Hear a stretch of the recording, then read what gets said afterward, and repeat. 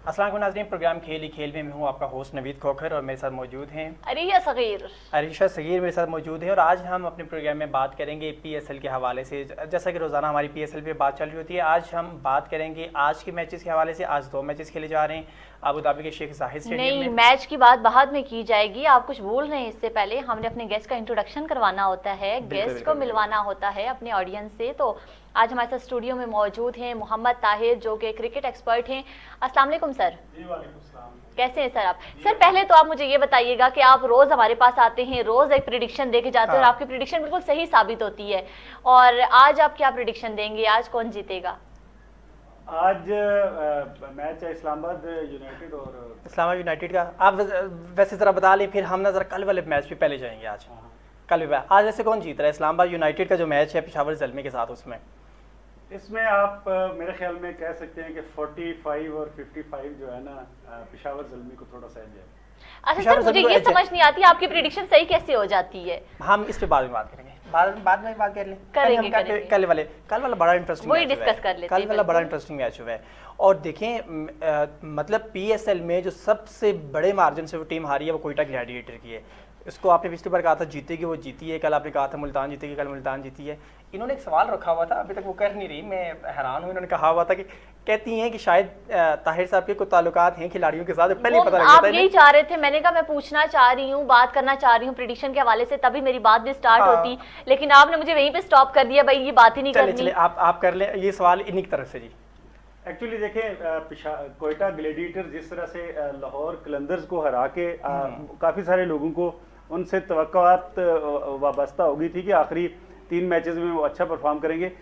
लेकिन अनफॉर्चुनेटली जो मेरे ख्याल में कुछ प्रॉब्लम्स थी आउटसाइड द बाउंड्री लाइन, वो स्टिल कंटिन्यू कर रही थी। और एक मैच जीतने के बाद जो उनमें एक वो एनर्जी आई थी, वो जो कुछ आया था वो ज़्यादा बुरे तरीके से एक्सपोज हो गया। आपने देखा प्लेयर्स जिस तरह से, एक तो 2 रन आउट होने से बड़ा उनका फ़र्क पड़ा, लेकिन काफ़ी ज़्यादा उनकी बॉडी लैंग्वेज और चीज़ें नज़र आ रही थी कि कुछ ना कुछ गड़बड़ है। दूसरे नंबर पे मैं कहता हूँ कि कोई भी प्लेयर हो ना, जितना मर्जी प्लेयर हो, उसका अब्बा कोचिंग स्टाफ में नहीं होना चाहिए, नहीं होना चाहिए, उस टीम में नहीं लेकिन होना चाहिए। सर आपकी प्रिडिक्शन सही होती जा रही है, लेकिन मुझे तो यही लगता है कि आपके खिलाड़ियों के साथ कोई कांटेक्ट लाजमी है जो आपको पता होता है। आपके दोस्त तो नहीं है? आप मरवाएंगे मुझे ये अगर आईसीसी का एंटी करप्शन यूनिट देख रहा हुआ ना नहीं देखें, मेरी अल्हम्दुलिल्लाह तकरीबन 35 साल हो गए मुझे इस फील्ड में, तो काफ़ी अरसे से मैं देख रहा हूँ। और इनमें से काफ़ी सारे प्लेयर्स हैं जिनको मैं उस वक्त से वाच कर रहा हूँ जब वो अंडर 16 अंडर 19 खेल रहे थे। इवन बाबर आजम जब 2015 वर्ल्ड कप में हम ऑस्ट्रेलिया टूर कर रहे थे, तो वर्ल्ड कप देखने जा रहे थे, तो उससे पहले एक मैच हुआ था मरजार क्रिकेट स्टेडियम में। जी। तो बाबर आजम मेरे फ्रंट पे बैठा हुआ था, तो मैच में वो एक बंदा मुझे कहता है यार लोहरिया ने मुंडा रखी, हर जगह टूर कराते रही। तो मैंने कहा अच्छा यार हो सकता है इस तरह को। लेकिन जब वो मैच में आया ना, उसने एक बॉल एक्स्ट्रा कवर पे ड्राइव खेली, तो मैं कहा नहीं बच्चे में करंट तो है। ये 2015 की बात है। तो खैर इनको अल्हम्दुलिल्लाह काफ़ी अरसे से मैं वाच कर रहा हूँ, देख रहा हूँ, इनकी परफॉर्मेंस जो है नज़र आती है, क्योंकि हमारी फील्ड ये है, हमें इसके अलावा तो आता कुछ नहीं है। तो इनके काफ़ी सारी चीज़ें नज़र आ जाती हैं। अच्छा, कल के मैच पे अगर बात करें तो मुल्तान सुल्तान ने कोयटा ग्लैडिएटर ने टॉस जीता और सरफराज ने कहा कि आप बैट कर लें। मुल्तान सुल्तान ने 20 ओवर में 183 रन बनाए। इसमें हमारे वो जो हैं खुद शान मसूद ने 73, जॉनसन ने 47 रन बनाए, अच्छा स्कोर किया उन्होंने। लेकिन दूसरी तरफ से इतना बड़े मार्जिन के साथ 110 के रन से हारी है कोयटा ग्लैडिएटर। का पहला ऐसा मैच था जिसमें इतना ज्यादा टारगेट था, टारगेट नहीं मतलब इतना ज्यादा गैप आया, बड़े मार्जिन से हारी है। उसमें देखें सबसे पहले इनका जो एक मेन प्लेयर है वो शुरू में रन आउट हो जाता है उसका, और वो मिसअंडरस्टैंडिंग इतनी ज़्यादा थी। और दूसरा दोनों प्लेयर्स की जो बॉडी लैंग्वेज थी ना आउट होने के बाद, वो भी बड़ी अनप्रोफेशनल थी। क्या नाम है उसका, जिशान है गलबन, उस्मान और सरफराज दोनों अच्छे प्लेयर हैं। लेकिन उस रन आउट के बाद फिर उसके बाद जो विकेटें हैं ना, वो उस्मान कादर के ओवर में, तो Usman Tahir right arm leg spinner जो हैं हमारे इमरान ताहिर के एक ओवर में पहली बॉल पे रन आउट, दूसरी पे आउट, तीसरी पे आउट, उधर आके तो मैच बिल्कुल ही नीचे लग गया था। और I am really sorry to say कि आजम खान के बारे में कुछ सोचना पड़ेगा। उसको आप चांस दे रहे हैं, सब कुछ कर रहे हैं, लेकिन अभी मेरे ख्याल में वो इस उसमें इतनी कैपेसिटी सर नहीं है। सरफराज के बारे में आप क्या कहेंगे? उन्होंने तो जस्ट कल 13 रन स्कोर किया उन्होंने। लेकिन दूसरे एंड पे खड़ा ही कोई नहीं हो रहा था। लेकिन अच्छा, फिर सरफराज भी के साथ ऐसा इशू आ रहा है, मुसलसल आ रहा है कि हमने देखा है कभी तो चलने की कोशिश करता तो कोई नहीं होता, कभी तो ये खैर खुद भी इस तरह की गैर जिम्मेदाराना इनकी इनिंग्स होती है कि आउट हो जाते हैं। लेकिन सरफराज के साथ कुछ हो रही प्रॉब्लम, उसने उसके बाद प्रेस कॉन्फ्रेंस भी की, उस पर भी हम बात करेंगे। प्रेस कॉन्फ्रेंस सरफराज ने जब मैच खत्म होने के बाद मेरा ख्याल अगर इस टूर्नामेंट में सरफराज एज ए कैप्टन ना होता तो इससे ज्यादा अच्छा परफॉर्म करता है, ऐसे ही बहुत ज्यादा अच्छी परफॉर्म। सरफराज के ऊपर शायद जिम्मेदारियां हैं वो ज्यादा थी और कुछ प्रेशर्स भी थे जिस वजह से जिम्मेदारियों से ज्यादा जो प्रेशर था ना वो अब तो खुल के नजर आ रहा है ना। हाँ, आप इस पे अब ये नहीं कह सकते कि आउटसाइड द बाउंड्री लाइन उसको बड़ा अच्छा एक माहौल दिया गया है, बड़ा पॉजिटिव है। टीमें हारती हैं, बड़ी बड़ी टीम्स हार जाती हैं। वर्ल्ड कप के पहले सर मैच है, ग्राउंड में आप उतरी दो टीमें, किसी एक ने तो हारना है, सीधी सी बात है, और यही गेम्स में तो ऐसा ही होता है। लेकिन आपने एक अच्छा जो है ना माहौल देना होता है outside the boundary line, players को कॉन्फिडेंस देना होता है। जितना ये कोचिंग स्टाफ होता है, मैनेजमेंट होती है, बेसिकली ये सारे फैसिलिटेटर होते हैं। हाँ। इन्होंने फैसिलिटेट करना है, तमाम प्लेयर्स को फैसिलिटेट करना है, कोच को, कप्तान को और तमाम प्लेयर्स को। लेकिन अगर वहाँ पे कुछ इस तरह की चीज़ें जब आएंगी ना तो उससे फिर डेफिनेटली चीज़ें ख़राब होंगी। अच्छा, हम वैसे अपने नाज़रीन को बताते चलें कि ये जो कल का इवेंट हुआ, कल वाला जो मैच था, उसमें कोयटा ग्लैडिएटर एक बड़े मार्जिन के साथ और पीएसएल के सबसे बड़े मार्जिन के साथ 110 रन से हारी है। इससे पहले इस्लामाबाद यूनाइटेड और लाहौर कलंदर का मैच था, जो इनकी फेवरेट और मेरी फेवरेट टीम है। लाहौर इस्लामाबाद यूनाइटेड ने लाहौर कलंदर को 71 रन से शिकस्त दी थी और वो इस वक्त तक का सबसे बड़ा मार्जिन था।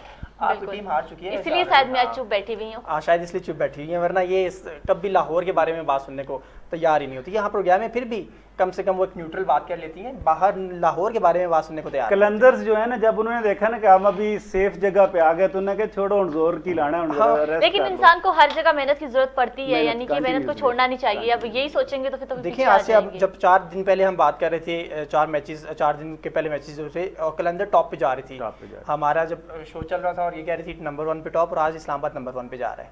बिल्कुल। आज मैच के हवाले से बात कर लेते हैं। आज इस्लामाबाद यूनाइटेड और पेशावर ज़ल्मी का मैच है, पहले जो शाम 6 बजे खेला जाएगा, उसके बाद दूसरा मैच हमारा 11 बजे खेला जाएगा, जो कि कराची किंग्स और कोयटा ग्लैडिएटर्स के बीच। हाँ, नाज़रीन को बताते चलते हैं कि आज जो 2 मैच हैं, ये पहला मैच 6 बजे और दुबई के मकामी वक्त 5 बजे खेला जाएगा, 5:30 बजे इसका टॉस होगा और ये खेला जाएगा। उसके बाद जो दूसरा मैच है वो दुबई के मकामी वक्त है जो वो 10 बजे और पाकिस्तान में 11 बजे होगा। इस तकरीबन 9:30 बजे के करीब इसकी टॉस है जो वो होगी। इंतहाई इंपॉर्टेंट मैच है, पहला इस्लामाबाद यूनाइटेड का और पेशावर ज़ल्मी का, और उससे ज़्यादा इंपॉर्टेंट है दूसरा कराची किंग्स का और कोयटा ग्लैडिएटर का।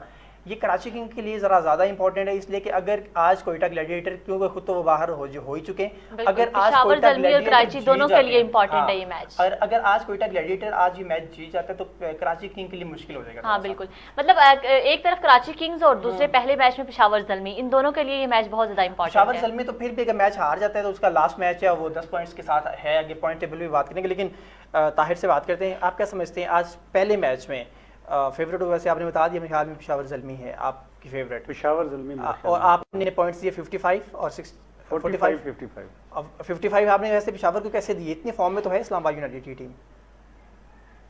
मैं थोड़ा सा जो इसको है ना वो, क्या आप समझ रहे हैं कि लास्ट मैच समझ के खेलेंगे तो इसलिए कोई ज्यादा वो लास्ट मैच में क्या चेंज किया हुई है? आपका 2 डाउन बैट्समैन शादाब नहीं आया ना बैटिंग करने, हाँ, तो इफ्तिखार को भेजा, उसको कॉन्फिडेंस दिया, उसने 5 छक्के और 5 चौके लगाए, मैच जिता के बाहर चला गया। अब वो गली मल्ले की क्रिकेट तो है नहीं है। आप अगर अच्छे बैट्समैन को ऊपर भेजेंगे, मुझे नहीं लगता कि शादाब इस कैलिबर का है कि वो 2 डाउन आए। मुझे लगता है आज भी वो आएगा 2 डाउन। अच्छा, लेकिन अगर 2 डाउन आया तो इस्लामाबाद और ज्यादा नीचे जाएगा। अच्छा, उसका बनता नहीं है, उसको मेन बैट्समैन है, उनको ऊपर लेके आओ, जो परफॉर्म कर रहे हैं उनको खेलने दो। आप बॉलर हो, आप अपने 4 ओवर पूरे करो। एक मैच में उसने 3 ओवर किए, चौथा ओवर किसी और से करा दिया, उसको रन्स बढ़ गए। ठीक है, सैन तलत को जिसमें कराए थे।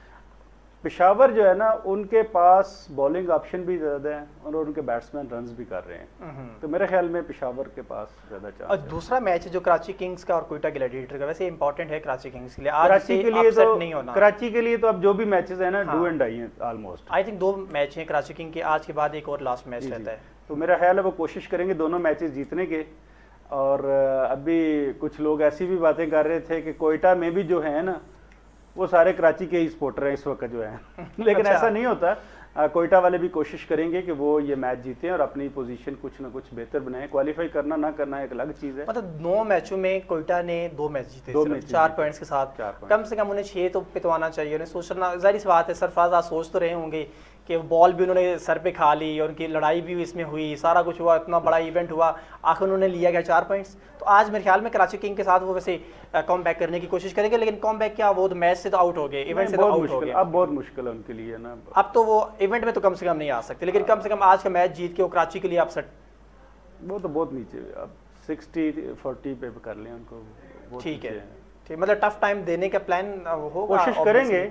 देखिए उनकी जो गेम है ना, जिस तरह वो होता है ना कि फलां चल गया तो ये हो जाएगा, फलां चल गया, हाँ, उनके पास जो बैट्समैन है ना उस तरह के मैच्योर बैट्समैन नहीं है जो रोटेट भी करें और छक्के चौके भी मारें।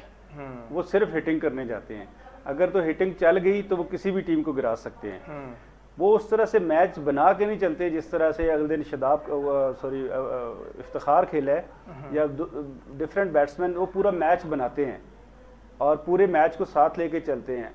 आपकी अगर हिटिंग लग रही है तो वो आजम खान जो है, मोइन खान का जो बेटा है, वो हिटिंग बहुत अच्छी करता है। मैं खुद उसकी हिटिंग को बड़ा पसंद करता हूँ, लेकिन उसमें अभी मुझे वो चीज़ नहीं नज़र आई जिस तरह से मोइन खान था। मोइन खान अगर विकेट पे खड़ा हो जाए तो उसकी रनिंग देखने का बड़ा मज़ा आता था, और जिस तरह से वो मैच को बनाता था, शॉट्स खेलता था और सारी शॉट्स खेलता था।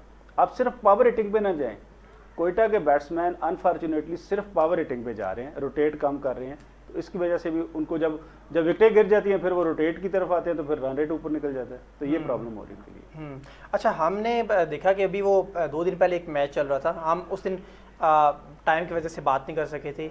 लड़ाई हुई थी कोयटा ग्लैडिएटर के सरफराज की और लाहौर कलंदर के शाहीन शाह अफरीदी की। शाहीन शाह अफरीदी की तो इस दिन हम बात कर रहे थे, बड़ी तारीफ कर रहे थे, लेकिन बड़ी गैर जिम्मेदाराना हरकत की है। अब तो लोग भी उन्हें वो बड़ा ट्विटर के ऊपर और फेसबुक के ऊपर उन्हें बड़ा आड़े हाथों ले रहे। मैं वैसे जिस शाहीन अफरीदी को जानता हूँ ना, वो बड़ा डिसेंट, बड़ा ओबीडियंट बच्चा है। हीट ऑफ द मूवमेंट अगर कुछ हो गया है तो मेरे ख्याल में अनऑफिशियली जो रिपोर्ट्स आ रही है उसने सॉरी भी कर लिया और वो मामला रफा दफा भी हो गया, लेकिन इस तरह हो जाता है वैसे। और फास्ट बॉलर जितने भी होते हैं ना, बाई नेचर वो थोड़े से एग्रेसिव होते हैं। सर, सोशल मीडिया पर जो बहस चल रही है उसमें ये भी कहा जा रहा है कि शाहीन शाह अफरीदी ने पहले तो बाउंसर किया, उसके बाद उन्होंने हारिस रऊफ को ये कहा कि अब आप भी बाउंसर करें इनको। मतलब कितना एग्रेसिव है यार, गुस्सा। अब ठीक है, आपने बाउंसर आपका हो गया, लग गया उसको, फिर उसके बाद आप दूसरे प्लेयर को भी बोल रहे हैं, बॉलर को बोल रहे हैं कि आप भी इसे बाउंसर करें। इस तरह की चीजें क्रिकेट में होती रहती हैं। फास्ट बॉलर्स में इस तरह ये पैशन ये होता है। आपको मैं एक मजे की बात बताऊं, मतलब स्पोर्ट्समैन स्पिरिट कहाँ है? लाइक अब देखिए, मैं एक बात, 19वें ओवर का मैच हो रहा है और आपके सामने आपका सीनियर बैट्समैन खड़ा है, जो आप नेशनल टीम में भी आप उसके अंडर रह के खेलते हैं और खेलना है, आपने नेक्स्ट भी खेलना है। आप अभी बिल्कुल न्यू प्लेयर हैं और आप इतने एग्रेसिव हो गए किसी मैच के दौरान कि आप उसे बाउंस करते हैं और वो आपको सिर्फ इतनी सी बात कहता है कि थोड़ा तहम्मुल के साथ कूल रहो, और उस बात को आप कहीं ना कहीं से कहीं ले जाते हैं और फिर आप नेक्स्ट बॉलर को भी कहते हैं आप भी इसे बाउंसर करें। मेरे ख्याल में इसमें वही जो पहले भी हम बात करते हैं, ग्रूमिंग, और इनको बैठा के वैसे बात करनी चाहिए। हाँ। और ये जो आई ऑफिशियल्स हैं उनका काम है कि इनको बैठा के और इस तरह की चीज़ों को देखें। कल को इन्होंने फिर एक टीम में खेलना है ऐसे ही, और अगर इनके आपस में कोई डिफरेंसेस होंगे ना तो फिर इनकी डेफिनेटली इनकी जो अपनी परफॉर्मेंस है या टीम की परफॉर्मेंस है वो नीचे आएगी। तो इन चीज़ों को नहीं होना चाहिए वैसे। नहीं, लेकिन एक ये बात ज़रूर है कि जो बॉलर्स होते हैं वो एग्रेसिव होते हैं, स्पेशली जो फास्ट बॉलर होते हैं वो थोड़े ज़्यादा एग्रेसिव होते हैं। लेकिन शाहीन शाह, और फिर अब देखें उस पर रेजिस्टेंस क्या हो रही है, पब्लिक है जो उन्हें आड़े हाथों ले रही है हर जगह के ऊपर कि आपको माफ़ी मांगनी चाहिए थी आपको, और ऑब्वियसली शाहीन शाह अफरीदी को अपने सीनियर का ख्याल करना चाहिए था। आप बिल्कुल सही कह रहे हैं। हमारा चूँकि जो खित्ता है ना, इसमें जब गर्मी पड़ती है तो गर्मी भी ज़्यादा पड़ती है और सर्दी पड़ती है तो सर्दी भी ज़्यादा पड़ रही है, तो हमें गुस्सा भी ज़्यादा आता है, हम लोग प्यार भी ज़्यादा करते हैं। तो ये हाँ, आपकी गर्मी से याद आया कि अबू धाबी का जो टेम्परेचर था वो परसों तकरीबन 45 डिग्री था। वो शायद वो उस गर्मी का नतीजा भी तो हो सकता है। गर्मी का बिल्कुल ऐसा ही है। और जब ये सारा इवेंट हो रहा था उस वक्त रमीज़ राजा थे, कमेंटेटर थे, कमेंट्री कर रहे थे, उस टाइम उन्होंने भी यही बात की है कि लगता है ऐसा है कि जैसे सरफराज हैं उन्हें कर रहे हैं कि आपने क्यों मुझे बाउंसर मारा है, उन्होंने किया। लेकिन इसके बाद जो सरफराज का ऑफिशियल बयान था, इशारे में ये जरूर कहा कि जरा कूल रहे। जो सरफराज का ऑफिशियल बयान था वो यही था कि जी हमारी कोई लड़ाई नहीं है आपस में और ये सारी चीज़ें सेटल डाउन हो गया। और ऑफ द रिकॉर्ड जो चीज़ें आपने लेकिन लाहौर कलंदर की टीम की तरफ से जो बयान आया है उन्होंने ये कहा है कि सरफराज ने शाहीन शाह अफरीदी से कहा कि मुझसे सॉरी करें और शाहीन शाह अफरीदी ने इनकार कर दिया कि मैं सॉरी नहीं मेरे ख्याल में ऐसी कोई बात नहीं हुई, ये बड़े इनकी आपस में सोशल मीडिया पर ये बहस। लाहौर कलंदर ने ये फ्रेंचाइज ने एक जो रिलीज़ की थी उसमें उन्होंने ये कहा कि सरफराज ने इन्हें कहा कि आप मुझसे माफ़ी मांगे, इन्होंने आगे से गुस्से का इजहार किया, उन्होंने आगे से माफ़ी नहीं मांगी, गैर जिम्मेदाराना फ्रेंचाइज। लेकिन सर आपको क्या लगता है कि शाहीन शाह अफरीदी जूनियर है, मीडिया में आने ही नहीं चाहिए, इतना बड़ा इशू नहीं है। आपको मैं थोड़ा सा अगर पीछे लेके जाऊँ, शोएब अख्तर ने एक बाउंसर मारा था ब्रायन लारा को, जिसमें वो नीचे गिर गए थे, अनकॉन्शियस हो गए, उनको फिर बाहर लेके गए थे ग्राउंड से। तो शोएब अख्तर जब बॉलिंग कर रहे थे और ब्रायन लारा बैटिंग के लिए आ रहे थे, सर्कल से जैसे ब्रायन लारा अंदर आए ना, तो शोएब ने कहा मैं तुझे ना बाउंसर मारूंगा, इस सर पे मारूंगा। अच्छा। तो उसने गालिबन चंद्रपाल दूसरे एंड पे बैटिंग कर रहे थे, उसने उनको बता दिया कि, उसने कहा क्या कहता है, उसने कहा मैं तेरे सर पे मारूंगा। तो वो उसने सर पे लगी। अच्छा, अब आपको पता है जब उसको बॉल लगी तो सबसे पहला बंदा जिसने अप्रोच की ब्रायन लारा को जाके उठाया वो शोएब अख्तर था। गेम में एक चीज़ थी, सब कुछ था, लेकिन जब बाउंसर लग गया उसकी अटेंशन ये नहीं थी मैं इसको मारूंगा, वो डराने की होती है, फास्ट बॉलर की यही होती है। तो शाम को जब उसने प्रेस कॉन्फ्रेंस की तो उसने कहा था, शोएब अख्तर ने कहा था मैं तुझे मारूंगा। तो उसके बाद बड़ा एक बुरा इम्पैक्ट पड़ा। हालांकि शोएब अख्तर का ये मकसद नहीं था। तो बाज़ औक़ात चीज़ें ऐसी होती हैं कि उनका अंदर जो ग्राउंड में होता है ना, हीट ऑफ द मोमेंट, वो चीज़ कुछ और होती है, जब बाहर आके वो पेश की जाती है तो उसका मकसद फिर कुछ और निकलता है। तो बहरहाल ये हमारे बच्चे जो हैं इनको थोड़ा सा वैसे साथ साथ गाइडलाइन देनी चाहिए कि यार इस तरह नहीं करना। हाँ ऋषभ, कल सरफराज ने टॉक की है प्रोग्राम उसके बाद अपने बिल्कुल, उन्होंने ये कहा है कि अब जो है गैर मुल्की जो खिलाड़ी थी हमारे पास, उनके साथ हमारी कोई कम्बिनेशन नहीं हो सका, जिसकी वजह से हम जो है सबसे पीछे रहे और जैसे हम स्कोर नहीं बना सके। तो आपको क्या लगता है, क्या उनका ये बयान दुरुस्त था? कैसी कॉम्बिनेशन थी? वैसे मैं तो सरफराज को तो सरफराज को तो वैसे सीधी सी बात है सर, देखें ऑनेस्टली सर, सरफराज को तो सीधे से गलती तस्लीम कर लेनी चाहिए थी कि मैं अच्छा परफॉर्म नहीं कर सका और मैं टीम को साथ लेके नहीं चल सका तो हम मैच हार गए। लेकिन उन्होंने सारा गैर मुल्की खिलाड़ियों पे डाल दिया। नहीं बना सके तो कॉम्बिनेशन किसने बनाना था? आप एज अ कैप्टन आपने तो बनाना था, उसको नहीं बनाने दिया गया होगा ना। वही तो बातें हम पहले डिस्कस कर रहे थे। मेन चीज ये है, कुछ ना कुछ गड़बड़ थी जिसकी वजह से सरफराज जो है डिस्टर्ब नजर आए हैं। हालांकि वो बहुत अच्छा कैप्टन है, बड़ा मैच्योर प्लेयर है और इस तरह की, और मजे की बात बताऊं, वो प्रेशर को बड़े अच्छे तरीके से हैंडल करता है। सरफराज जब भी किसी अच्छे मैच में भी देखे ना, प्रेशर में आए तो वो बड़े अच्छे तरीके से हैंडल करते हैं। यहाँ पे उसके ब्लंडर क्यों हो रहे हैं? कुछ ना कुछ तो वजह थी ना। बिल्कुल, तो इसलिए वो सारी चीज़ें हो रही थी। तो ये जो कम्बिनेशन वाली बात है, मेरा ख्याल है कुछ गड़बड़ थी, या हो सकता है वो किसी को एक नंबर पे खिलाना चाहता हो, ऊपर से आर्डर्स हों कि नहीं आपने इसको इधर खिलाना है और इसको इधर खिलाना है, तो वो फिर बाज़ औक़ात वो प्रॉब्लम तो होती है इस तरह। अच्छा, पॉइंट्स टेबल पे आप जा रही हैं या मैं जाऊँ? नहीं, वैसे आप जा सकते हैं क्योंकि आपकी टीम सबसे टॉप पे है, तो अब मैं क्या कह सकती हूँ। मैं यही सुनना चाह रहा था नाज़रीन। आज जो पॉइंट्स टेबल हैं अभी तक वो इस्लामाबाद यूनाइटेड नंबर 1 पे जा रही है, 8 मैचेस इन्होंने अभी तक खेले और 12 पे नंबर 1 पे है। आज से 4 दिन पहले जब हम डिस्कस कर रहे थे उस वक्त अरीशा की टीम थी जो नंबर 1 पे जा रही थी, लाहौर कलंदर बिल्कुल टॉप पे थी और इंशाल्लाह दोबारा इंशाल्लाह टॉप पे आएगी और फिर पॉइंट्स टेबल जो है मैं शेयर करूंगी। लाहौर कलंदर के भी 8 ही मैच हैं और ये 10 पॉइंट्स के साथ हैं तीसरे नंबर के ऊपर। दूसरे नंबर पे पेशावर ज़ल्मी, आज उनका आखिरी मैच है, 9 मैच खेल चुके हैं 10 पॉइंट के साथ। हम जरा सबसे पहले इस्लामाबाद यूनाइटेड की बात करेंगे।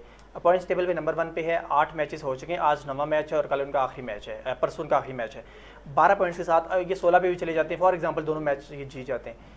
आपको क्या ये जो ट्रॉफी है जो ये PSL की ये लेती जाती नजर आती है लाहौर इस्लामाबाद यूनाइटेड? बहुत अर्ली है थोड़ा सा ये, क्योंकि आपकी प्रेडिक्शन वैसे भी सच साबित होती है। जो सूरत हाल है, जो उनका प्लेइंग 11 है, जैसे ही वो नंबर 1 और नंबर 2 टीम डिसाइड होगी ना, उसके बाद जरा चीजें ज्यादा वाज़ेह हो जाएंगी। नंबर 2 पे पेशावर ज़ल्मी है जो नहीं, जब मतलब आप ये कह रहे हैं अभी तक खिलाड़ियों से कांटेक्ट नहीं हुआ? कांटेक्ट कर लो फिर बताऊंगा।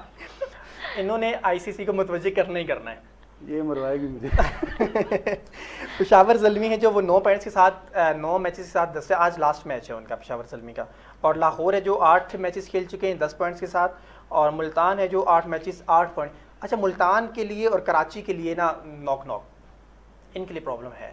मैंने आपको पहले कहा था ना, इससे 3-4 दिन पहले, जब फाइट इन दोनों के दरमियान होनी है, कराची और मुल्तान में से एक टीम में जाना है और ज़्यादा चांसेस जो है ना अभी तक मुल्तान के हैं। और रात वाला मैच जीत के भी तो उन्होंने अपना उनका रन रेट भी काफी ऊपर चला गया। मुल्तान 8 पॉइंट्स के साथ और कराची 6 पॉइंट्स रन औसत भी अच्छा है उनका, रन रेट भी अच्छा है। और फिर कोयटा है जो वो 9 मैचेस खेल चुकी है, जिसमें उन्होंने 2 मैचेस जीते और 4 के साथ वो इस वक्त लीग को तकरीबन छोड़ चुके हैं। आज वो जो मैच खेल रहे हैं वो एक फर्जी मैच है, वो PSL का एक मैच है, इवेंट में शेड्यूल मैच है। एटलीस्ट वो कोशिश तो करेंगे ना, कोशिश करेंगे। हाँ, अगर अगली आज PSL में कुछ प्लेयर्स ने जगह भी बनानी है, कोशिश करेंगे, बिल्कुल कोशिश करेंगे और वो आज करनी भी चाहिए। हाँ। ये स्पोर्ट्समैन स्पिरिट भी है कि आप बेशक टूर्नामेंट से आउट भी हो गए तो आपको अपना 100% देना, आपने अच्छा खेलना। हाँ, प्लेट में रख के तो मैच नहीं देना उन्होंने कराची को, ये तो है।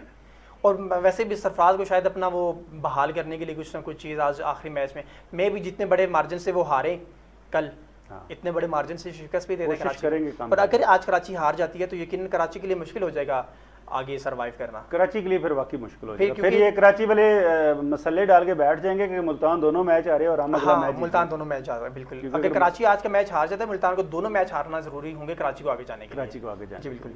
चले, एक और चीज़ भी है, एक बड़ी सैड न्यूज़ है। फाफ डु प्लेसी हैं जो वापस जा चुके हैं, वो UAE से वीज़ा करवा के टिकट उन्होंने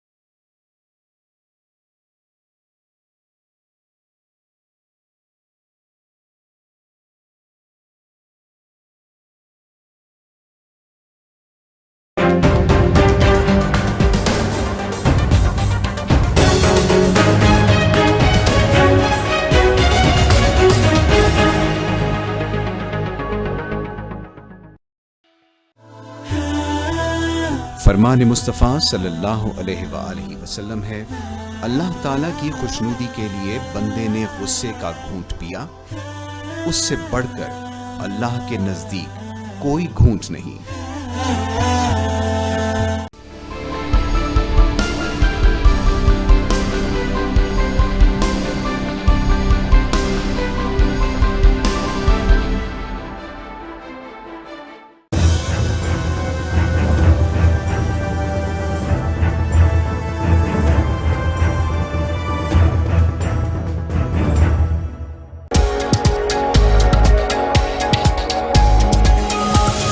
बाउंड्री के ऊपर खड़े थे, मोहम्मद हसनैन से टकराए और बड़ा एक सैड इंसिडेंट था ये PSL का। और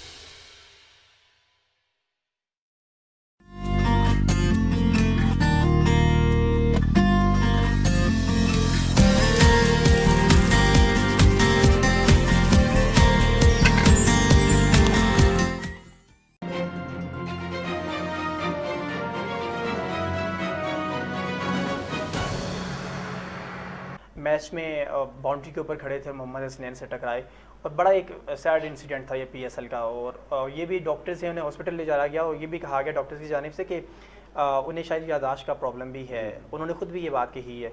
लेकिन ओवरऑल अगर हम इनकी कारकर्दगी पे बात करें तो वो ऐसी इतनी कोई हैंडसम कारकर्दगी नहीं थी।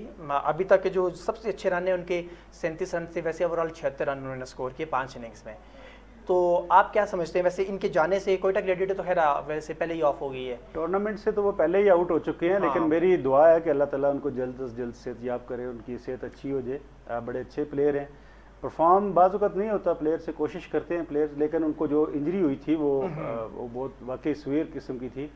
लेकिन दुआ है कि अल्लाह ताला उनको जल्दी से जल्दी, क्योंकि इससे पहले भी हमने देखे मुतअद्दिद केसेस ऐसे हैं कि जब क्रिकेट के मैदानों में किसी को बॉल लगती है और फिर काफ़ी वो इंजर्ड हो जाता है, फिर उसके बाद कभी दोबारा बाज़ प्लेयर तो ऐसे हैं, एक तो फोर्थ भी हो गए थे, कुछ तो ऐसे हैं कि जब वो दोबारा ग्राउंड्स में आ ही नहीं सकती। ये जो बहुत जो सीरियस चीज़ है वो ये कि इनकी याददाश्त पे प्रॉब्लम वहाँ पे आ रहा है और डॉक्टर्स ने ये बात कही है कि इन्हें शायद अब मेमोरी लॉस इनका कुछ ना कुछ हुआ है।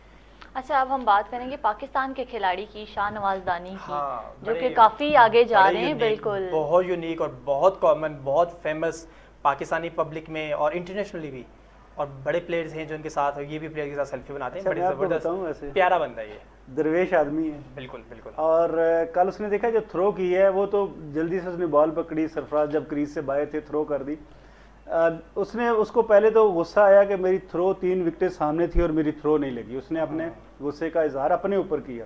लेकिन इमीडिएटली जब उसको एहसास हुआ ना कि सामने सरफराज जैसा प्लेयर था तो उसने फ़ौरन उसको अपोलोजाइज, माफ़ी भी मांगी। तो सरफराज ने भी बड़े खुश होकर उसको बड़े जिंदा दिली से जो है ना, कुछ नहीं हुआ उसने का। तो शाहनवाज दानी को आप अगर शुरू से देखें ना, ये नहीं कि इस मैच में बड़ा ही डाउन टू अर्थ बंदा है, बिल्कुल, और उसमें कोई नखरा नहीं है, और मेरा ख्याल है उसका एक यूनिक उसका एक्शन भी दूसरों से अलग है, और पूरे पाकिस्तान में हर सूबे में उसको लोग प्यार करते हैं। हाँ, और वो खुद भी बड़ा, वो वैसे बड़ा ना उसको पसंद भी करता है, और जब वो एक्शन मारता है जब तो वो एक्साइटेड होता है इस चीज़ में, वो कहता है कि मैं एक्साइटेड हूँ। पहली PSL खेल के जब वो वापस गया ना लाड़काना में, एक उसकी वीडियो वायरल हुई थी जिससे उससे भी उसको बड़ा, वो कार में ऊपर खड़ा और जनाब इस तरह से हाथ उसने किए हुए, लोग उस पर फूल फेंक रहे हैं। तो ये चीज़ें हैं कि जब अल्लाह इज्जत दे तो आजी शो करो, जितनी आप में आजी होगी। आप देखें ना, जिस फलदार दरख्त को फल लगता है ना वो झुकना शुरू हो जाता है। ऐसा नहीं होता कि दरख्त को फल लगे और वो अपनी शाखें ऊपर कर ले। तो ये अच्छी चीज़ है, और इससे मेरे ख्याल बाकी प्लेयर्स को भी सीखना चाहिए कि आपका एटीट्यूड जो है ना वो अच्छा होना चाहिए। हाँ बिल्कुल, हम अपने नाज़रीन को बताते चलें, शाहनवाज दानी है जो रिसेंटली उन्होंने पाकिस्तान टीम को ज्वाइन किया था और PSL में उन्होंने अभी ज्वाइन किया। ये लाड़काना के एक गांव है, वहाँ पे रहते हैं, तकरीबन 25-30 मिनट की ड्राइव है लाड़काना से जहाँ ये रहते हैं। और इनका इंटरव्यू है जो वो हम सुन रहे थे और बात हो रही थी, तो उनका ये कहना था कि जहाँ पे ये रहते हैं वहाँ पे अमरूद की, गंदम की और कुछ इस तरह की फसलें होती है, ये खेती बाड़ी करते थे। पढ़ाई में दिल नहीं लगता था इनका, और इनके वालिद भी इन्हें कहा करते थे कि आप पढ़ लें और कुछ बन जाएंगे, तो ये पढ़ाई में दिल नहीं लगता था, जैसे कि हर वालिदैन का ख्वाब होता है। बिल्कुल। तो आज इतने बड़े मुकाम पे, और सबसे बड़ी और इम्पॉर्टेंट बात है वो ये, जैसे ताहिर ने कहा कि ये डाउन टू अर्थ हैं, ये अपनी जो कामयाबी है सारी की सारी अपने वालिदैन के नाम करते हैं, और इसके साथ में ये बहुत खुशी से हवाले से कि वो पाकिस्तान के लिए खेल रहे हैं। बिल्कुल एक हम्बल, एक दरवेश और प्यारा इंसान है जो वो शाहनवाज दानी, और इनकी जो परफॉर्मेंस है वो भी हम आपको बताएंगे आगे, हम इसी प्रोग्राम में आगे डिस्कस करेंगे कि ये एक अच्छे नंबर पे आ रहे हैं, टॉप 5 की लिस्ट में आ रहे हैं ये PSL 2021 में।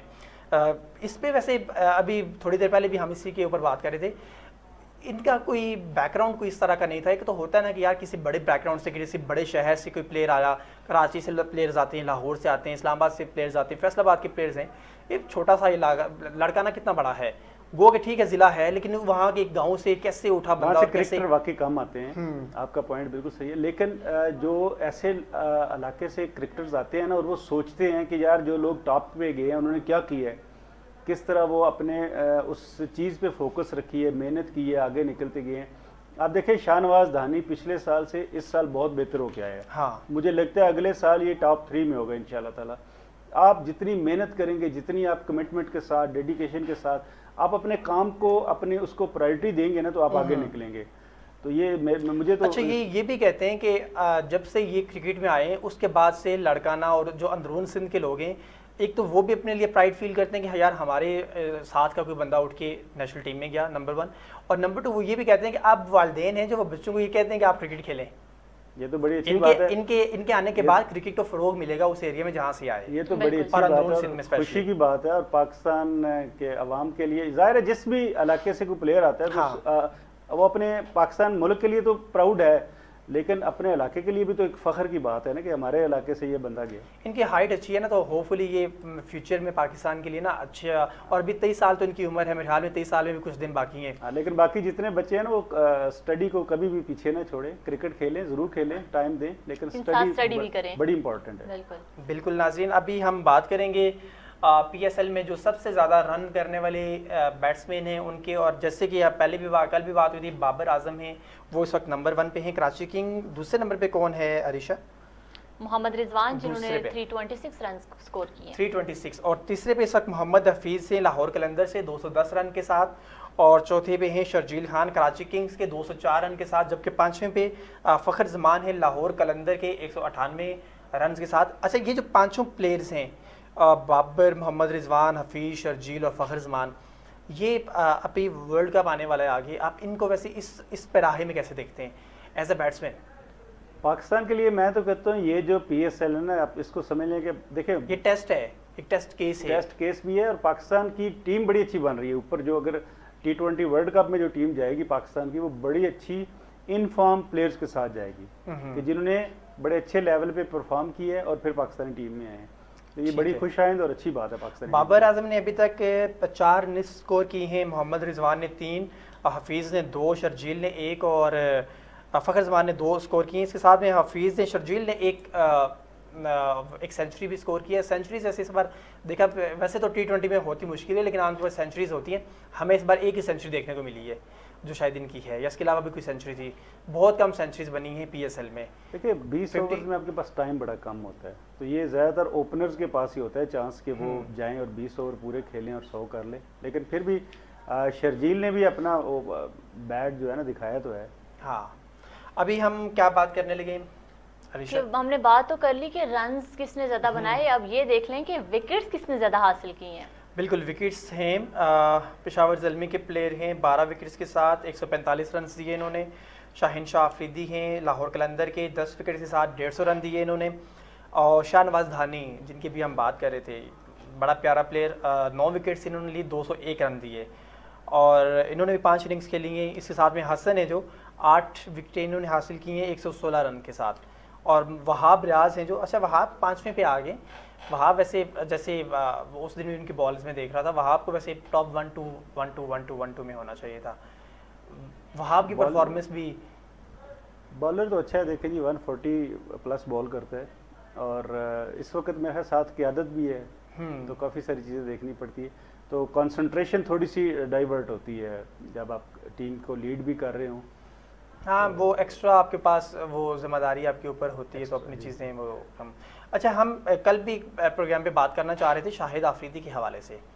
नाज़रीन, शाहिद आफरीदी के हवाले से बात करेंगे हम। इससे पहले आपने देखा कि पार्लियामेंट हाउस इस्लामाबाद में नेशनल असम्बली के अंदर जो हुआ, अपोजिशन जमात और हुकूमती जमात के दरमियान जो एक किताबों की जंग शुरू हुई, उसके ऊपर एक ही प्लेयर हैं, एक ही क्रिकेटर हैं, शाहिद आफरीदी, जिन्होंने बयान दिया। इसके अलावा किसी ने बयान नहीं दिया था। तो हम ज़रा चाह रहे थे कि अपने नाज़रीन को भी बताएं, क्योंकि ये क्रिकेट से रिलेटेड शख्स है, तो हम ज़रा चाह रहे थे कि हम इनके जो इस मामले को भी वो करें। एक तो सियासत में, पॉलिटिक्स में आना चाह रहे हैं, मुझे तो ऐसा लगता है शाहिद आफरीदी, उनके अक्सर बयान इस तरह के आते हैं कि जैसे वो लग रहा है कि वो उनको ना पॉलिटिक्स में आने का दिल है। बिल्कुल ऐसा अक्सर तो नज़र तो कभी कभी तो ऐसा नज़र आता है कि अनकरीब वो अनाउंस कर देंगे अपनी पॉलिटिकल लाइफ का। लेकिन जो इंसिडेंट हुआ जिसका आपने जिक्र किया है, उसके बाद अभी एक अच्छी चीज़ जो है ना, जो मैंने नोट की है, इसको किसी भी पार्टी ने, किसी भी सियासी रहनुमा ने अच्छा नहीं कहा। सब ने कहा, इवन अली अवान साहब की भी मैं स्टेटमेंट सुन रहा था, उन्होंने कहा कि मैंने गलत किया है, जो लैंग्वेज मैं घर में नहीं यूज़ कर सकता वो मैंने यूज़ की है। तो ये एक अच्छी चीज़ भी थी, और मेरे ख्याल में मतलब सबने एडमिट किया कि हमारी मिस्टेक थी। आप देखिए गलती होगी, आप उसको तस्लीम कर रहे हैं, तो ये भी एक अच्छी चीज़ है, और कोशिश करें कि नेक्स्ट वो गलती ना हो। दूसरे नंबर पे हमें एक ऐसा ना, आप नेशनल टीवी पे बैठे हैं, कोई बातचीत कर रहे हैं, तो आपका इख्तलाफ करना किसी से, वो आपका राइट, आप किसी से भी इख्तलाफ करें, लेकिन आप जो अपने इख्तलाफ का इजहार कर रहे हैं ना, उसके लिए अल्फाज का चुनाव ऐसा करें, अपना लहजा धीमा रखें। देखिए चीख के बोलने से आप अपनी वो चीज़ पहुंचा नहीं सकते, उल्टा आप अपनी पोजीशन ख़राब कर रहे होते हैं। तो अगर एक पार्टी ने गलत भी किया है तो दूसरा जो उसका मद्दे मुकाबला है उसको चाहिए कि अपने वो अच्छी तरीके से, अच्छे अल्फाज से और अच्छे रवैये से साबित करे कि यार ये वाकई बेहतर है। हाँ, क्योंकि शाहिद अफरीदी ने यही बात की। उन्होंने कहा कि वो कहते हैं मैं बड़ा दुखी हुआ ये जब से मैंने बात देखी है कि पाकिस्तान की पार्लियामेंट में इस तरह की बात हुई है और इतने सीनियर सेंसेबल लोग बैठे पाकिस्तान की पार्लियामेंट के अंदर, तो उन्होंने ये बयान दिया और उसमें उन्होंने दुख का इजहार भी किया, शदीद किया। अच्छा, मुझे उनके बयान से और इससे पहले भी मुतअद्दिद बयानात हैं उनके ऐसे, जैसे मैंने पहले कहा कि लग रहे हैं, लेकिन इसके साथ में ये बात भी कि शाहिद अफरीदी फलाही काम करते हैं, तो इस हवाले से भी वो अक्सर बयानबाजी हैं वो इस तरह की करते रहते हैं, कभी गवर्नमेंट के अगेंस्ट, कभी गवर्नमेंट की फेवर में। और वैसे इमरान खान से वो काफ़ी इस मामले में नाराज़ दिखते हैं कि जैसे उन्होंने ये क्रिकेट का निज़ाम चेंज किया अभी। इसमें काफ़ी सारे प्लेयर्स के तहफ़्फ़ुज़ात सामने आते रहते हैं वक्तन फ़वक्तन। कभी जावेद मियांदाद के कोई क्लिप्स आ जाते हैं, कभी शाहिद खान अफरीदी के आ जाते हैं, कभी कुछ प्लेयर्स मिलने की कोशिश करते हैं। लेकिन अब चूँकि जो सिस्टम ये लेके आए हैं, अब जब ये इम्प्लीमेंट हो जाएगा तो उसके बाद पता चलेगा कि क्या है। सिटी क्रिकेट एसोसिएशंस की टीम जब बन जाएंगी, क्लब रजिस्टर्ड हो जाएंगे, तो उसके बाद पता चलेगा कि क्या वाकई ये उस सिस्टम का नेमुल बदल है, क्या वाकई हम अपने उतने प्लेयर्स को इस सिस्टम में लेके आ सकते हैं जिस तरह से पहले हमारे फर्स्ट क्लास, उसके बाद ग्रेड 2, उसके बाद अंडर 19, अंडर 16, अंडर 13। और एक टाइम पे देखिए मेन चीज़ जो है ना, आपने हर इवेंट जो कराना है वो टाइम पे कराना है। हाँ, आप किसी भी ग्राउंड में चले जाए ना, दोपहर में इस गर्मी में जब बाहर खड़ा नहीं हो जाता, बच्चे दौड़ रहे होते हैं, रनिंग कर रहे होते हैं, पुशअप्स कर रहे होते हैं, तो किसी से इंटरव्यू करें तो वो कहता है कि मेरा जो अगला टारगेट है ना, मैंने अंडर 19 के ट्रायल्स देने हैं। अगर उस टाइम पे ट्रायल्स ना हो, उस टाइम पे वो क्लब के टूर्नामेंट्स ना हो, तो वो बच्चे की तो मेहनत गई सारी। उसकी स्टडी भी ख़राब हो रही है, उसकी फैमिली लाइफ भी ख़राब हो रही है। घर से 2% बच्चे हैं जिनको खुशी से इजाज़त मिलती है कि जाएं बेटा घर जाएं, ग्राउंड जाएं, वरना सबको डांट ही पड़ती है और ठीक ठाक डांट पड़ती है। बिल्कुल। हम अपने नाज़रीन के साथ बस आखिरी स्टोरी करने वाले हैं, वो यही है कि क्रिकेट बोर्ड की जानिब से जो डिपार्टमेंटल क्रिकेट थी वो ख़त्म कर दी गई है, अब रीजनल क्रिकेट आ गई है। इस हवाले से लाहौर में एक प्रोटेस्ट भी हुआ है, वो हम एक शॉर्ट से बात करेंगे। ताहिर ये बताइएगा, लाहौर में प्रोटेस्ट भी हुआ इसके हवाले से, अब कोई चांसेस हैं अपने जो पहले वाले क्रिकेट थी उसका वापस आने के? कोई चांसेस नहीं है। देखिए, जो लाहौर में प्रोटेस्ट हुआ उसमें जो सबका रीजन्स के ओहदेदार थे और उनके साथ जो डिस्ट्रिक्ट्स के ओहदेदार थे और कुछ क्लब प्लेयर्स थे, उन्होंने जो प्रोटेस्ट किया उनका मुतालबा ये है कि 2014 का जो आइन है वो बहाल किया जाए और उसके मुताबिक जो है ना वो सारा आगे सिस्टम चलाया जाए। अब देखना ये है कि पाकिस्तान क्रिकेट बोर्ड ज़ाहिर उनकी अपनी एक पॉलिसी है और वो उसके ऊपर क्या स्टेटमेंट देते हैं, किस तरह से वो इन चीज़ों को लेके चलते हैं। मेरे ख्याल में बेहतर है कि अगर दोनों फरीक बैठ जाएं और इस मसले को कुछ बेहतर हल निकालें, ताकि पाकिस्तान का जो नौजवान है ना वो बड़ी फ्रस्ट्रेशन का शिकार है। बिल्कुल ऐसा। उनको इस वक्त बाज़ औक़ात मायूसी नज़र आती है कि जी इतने साल से क्लब क्रिकेट नहीं हुई, इतने साल से ये नहीं हुआ।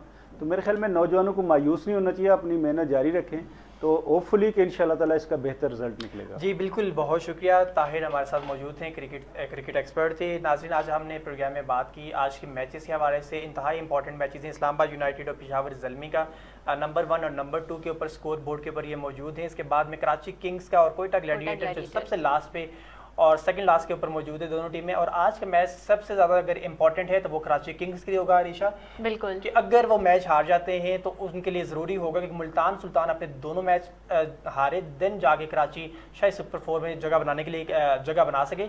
आज के इस प्रोग्राम से अपने होस्ट नवीद खोखर और अरीशा को दें इजाज़त। अल्लाह हाफिज़।